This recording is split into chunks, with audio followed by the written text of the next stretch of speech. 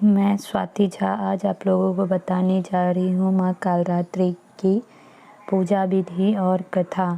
तो माँ कालरात्रि की पूजा नवरात्रि के 7वां दिन होती है। तो आज माँ कालरात्रि की पूजा है। तो पहले पूजा विधि जानते हैं, उसके बाद कथा सुनेंगे। तो चलिए मैं पूजा विधि बताती हूँ। सुबह जल्दी उठकर स्नान आदि से निर्वित होकर साफ स्वच्छ वस्त्र धारण कर लें। माँ की प्रतिमा को गंगाजल या शुद्ध जल से स्नान कराएं। माँ को लाल रंग के वस्त्र अर्पित करें। धार्मिक मान्यताओं के अनुसार माँ को लाल रंग पसंद है। माँ को स्नान कराने के बाद पुष्प अर्पित करें। माँ को रोली कुमकुम लगाएं। माँ को मिष्ठान पंचमेवा 5 प्रकार के फल अर्पित करें। माँ कालरात्रि को शहद का भोग अवश्य लगाएं। माँ कालरात्रि का अधिक से अधिक ध्यान करें। माँ की आरती भी करें। तो ये हुई पूजा विधि। अब हम आगे बताएंगे कथा। तो चलिए शुरू करते हैं।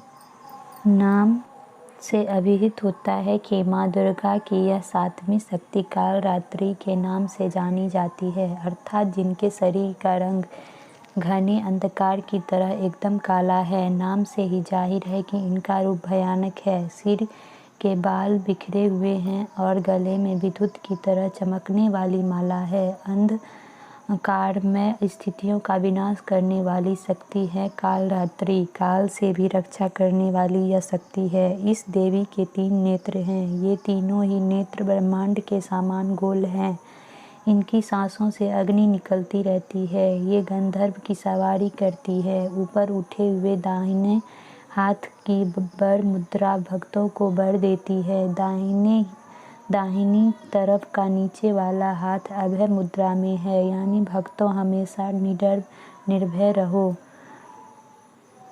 बाईं तरफ के ऊपर वाले हाथ में लोहे का कांटा तथा नीचे वाले हाथ में खड्ग है। इनका रूप भले ही भयंकर हो, लेकिन ये सदैव शुभ फल देने वाली माँ है, इसीलिए ये शुभंकरी कहलाई। अर्थात इनसे भक्तों को किसी भी प्रकार से भयभीत या आतंकित होने की कतई आवश्यकता नहीं।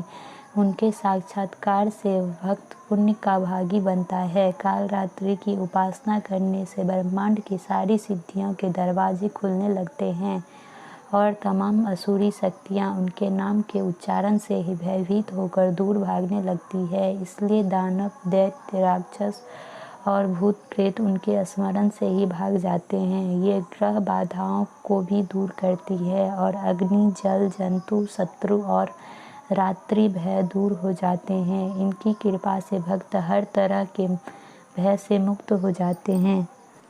एक कथा के अनुसार रक्तबीज नाम का एक दानव था, जिसने देवों और आम लोगों को बहुत परेशान कर रहा था। रक्तबीज को वरदान प्राप्त था कि अगर उसके खून की एक बूंद भी जमीन पर गिरी तो उसके जैसा एक और पैदा हो जाएगा। इसी वरदान के चलते उसे कोई मार नहीं पा रहा था। तभी परेशान देवगण शिवजी के पास पहुँचे और शिवजी को यह ज्ञात था कि केवल देवी पार्वती ही उसे खत्म कर सकती है। अतः उन्होंने देवी से अनुरोध किया कि वो रक्तबीज का वध करे। फिर माँ ने स्वयं शक्ति संधान किया। माँ का चेहरा बेहद भयानक हो गया। वह एक हाथ से रक्तबीज पर प्रहार कर रही थी तो दूसरे हाथ में एक मिट्टी के पात्र खप्पर से झेल लेती और रक्त को जमीन पर गिरने नहीं देती। इस तरह माँ का यह रूप कालरात्रि कहलाया। हमारी कथा समाप्त हुई। अब मैं आरती बताती हूँ।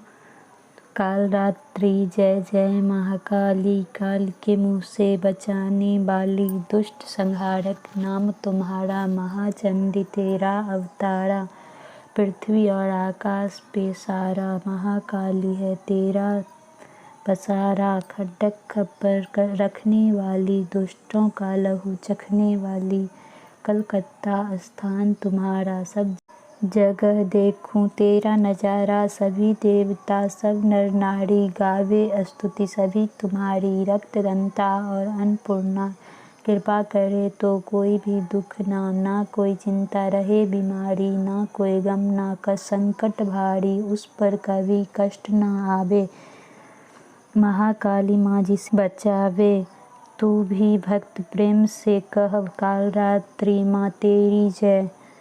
ये हुई आरती और कथा। अगर आप लोगों को अच्छी लगी हो तो आप लोग कमेंट में ज़रूर बताइएगा। मेरी कथा सुनने के लिए धन्यवाद।